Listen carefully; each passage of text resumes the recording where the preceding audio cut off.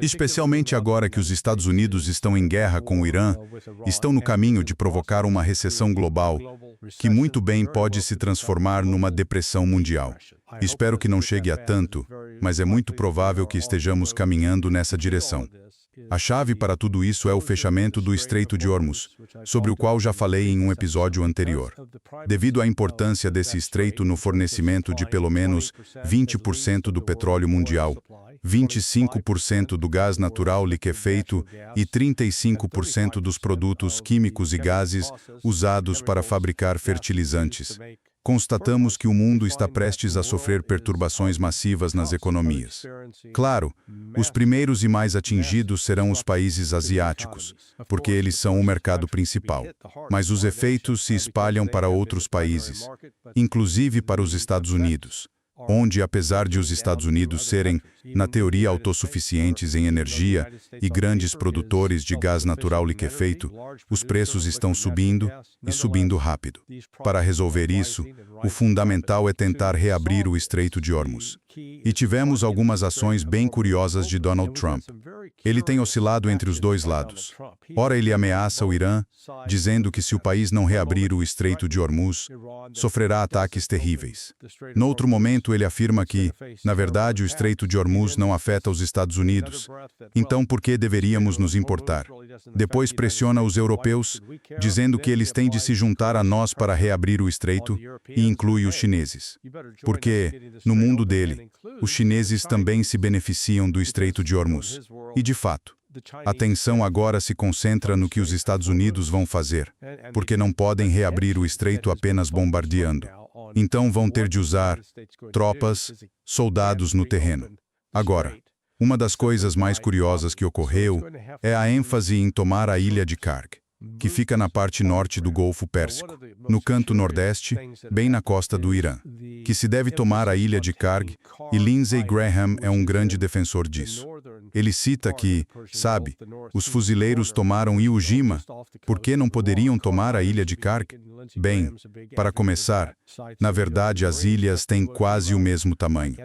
Iwo Jima tem aproximadamente 1,5 vezes o tamanho da ilha de Karg.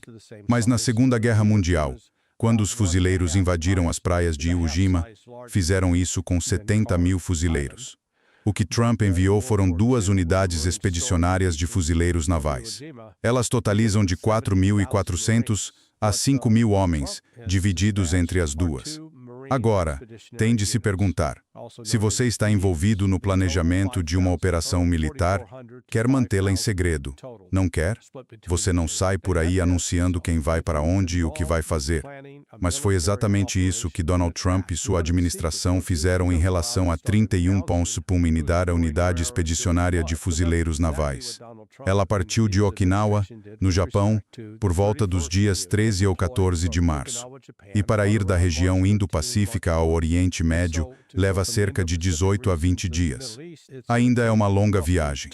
A 31 Ponce Unidade Expedicionária de Fuzileiros Navais embarcará entre 2.200 e 2.500 fuzileiros. Esses fuzileiros estão no grupo anfíbio pronto do USS Tripoli. Conta com o USS New Orleans, que é outro navio de grande convés, e é escoltado por um par de destroyers. Depois soubemos, no dia 20 de março, uma semana depois, que a 11 Bimpentu Unidade Expedicionária de Fuzileiros Navais, baseada em Camp Pendleton, na Califórnia, também seria enviada ao Golfo Pérsico ou à região.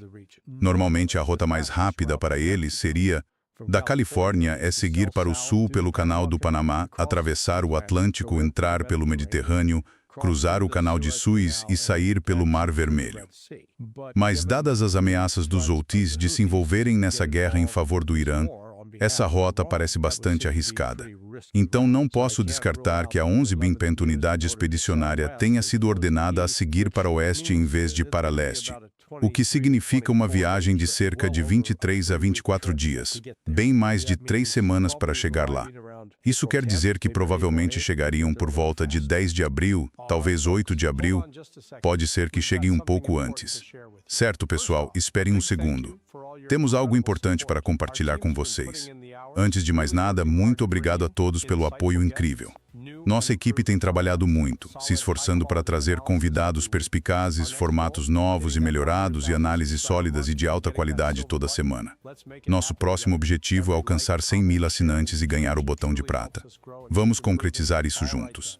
Cada like, comentário, compartilhamento e inscrição realmente nos ajuda a crescer e a melhorar. Certo, então. Vamos voltar ao vídeo. Agora, por que estamos focando nisso? Os navios que transportam essas unidades expedicionárias da Marinha parecem porta-aviões.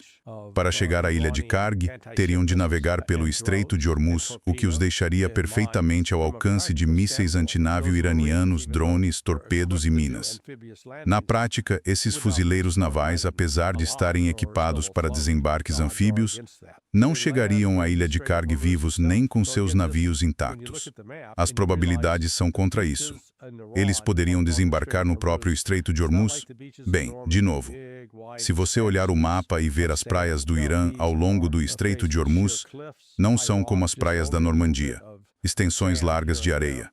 Não, essas praias têm penhascos íngremes, rochas altas, só um pouco de areia aqui e ali. Quando você compara, no dia D, foram enviados 155.000 soldados, principalmente tropas de exército, do Canadá, da França, do Reino Unido e dos Estados Unidos.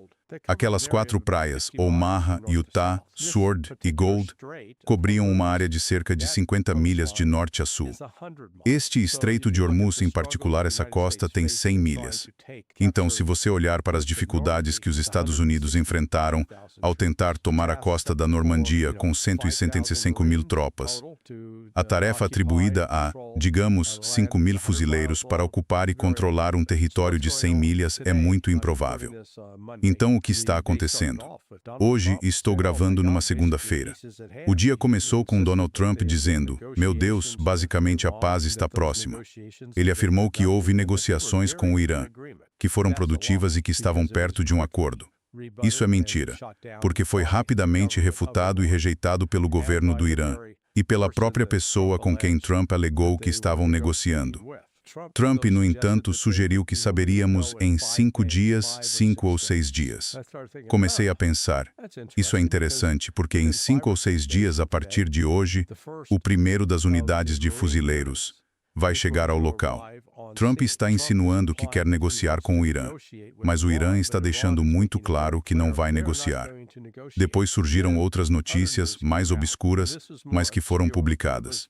CNN apareceu em um canal do Telegram e mostra que houve um movimento significativo desde 12 de março. Lembre-se, o dia 13 coincide com o deslocamento do Corpo de Fuzileiros e agora 12 de março, o dia anterior, houve esse enorme deslocamento de aviões de carga militares dos Estados Unidos, voando de bases nos Estados Unidos para o Oriente Médio.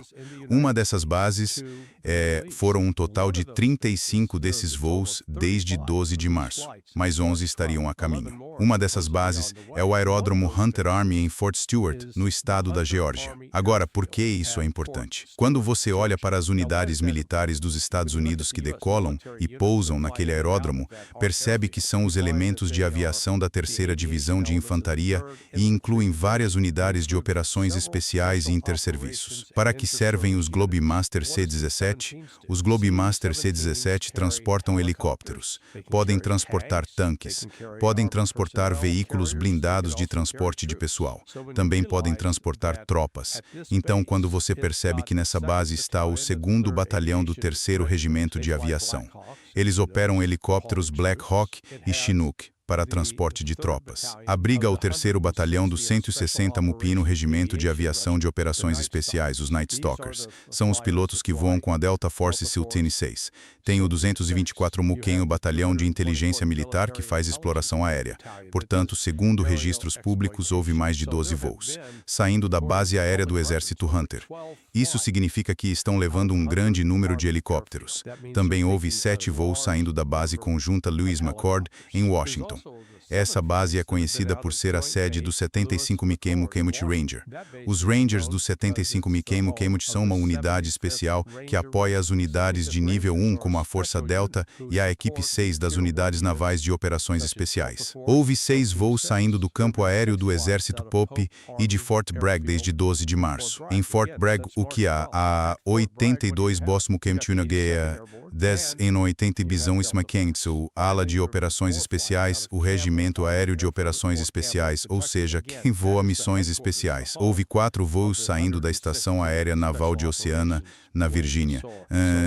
O que tem lá, sim, ali fica a equipe 6 das Unidades Navais de Operações Especiais, além de outra equipe naval de Operações Especiais da Costa Leste, porque realizar toda essa atividade justamente quando estamos anunciando publicamente que os fuzileiros navais estão sendo deslocados para o teatro de guerra, você tem toda essa outra atividade que na verdade não está sendo anunciada publicamente, mas por alguma razão isso está aí para o público ver.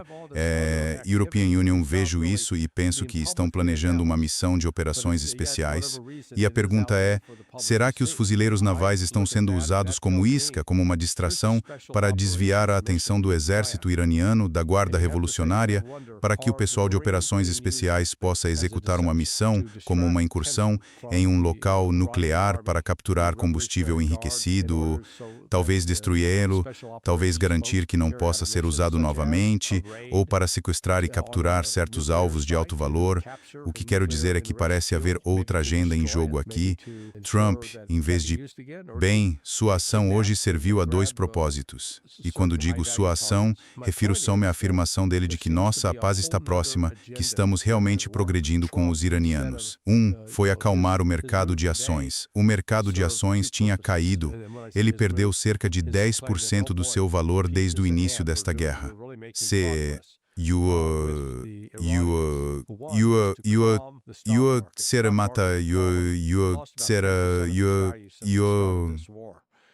Recuperou cerca de $1.000 hoje. Portanto, não está tão mal quanto antes. Talvez uma melhora de 20%. E também acalmou um pouco o mercado de petróleo. Porque todo mundo pensa, nossa, a paz está próxima. Talvez esteja. Mas permitam sugerir uma alternativa. O que vemos é um grande teatro político. Donald Trump desempenhando um papel, ao mesmo tempo mostrando Motuzé distraído, alguém que muda de opinião constantemente e age de forma muito errática. Tudo isso para criar cobertura para uma missão bastante dramática de operações especiais dentro do Irã, talvez para localizar ou apreender combustível nuclear. European Union, não acredito que essa missão de operações especiais tenha capacidade para fazer algo que abra o Estreito de Hormuz. Isso é uma questão totalmente diferente. Controlar o Estreito de Hormuz é quase impossível, a menos que os Estados Unidos estejam dispostos a correr perdas enormes. Parece que existe algum outro plano operacional. Não é amplamente conhecido e me parece que provavelmente está altamente compartimentado e só um número limitado de pessoas sabe disso. Estamos vendo esse movimento conjunto de forças que começou em 12 de março. Não houve esforço para detê-lo, nem para convocar essas pessoas de volta e, como resultado, acho que a intenção de Donald Trump não é parar a guerra com o Irã.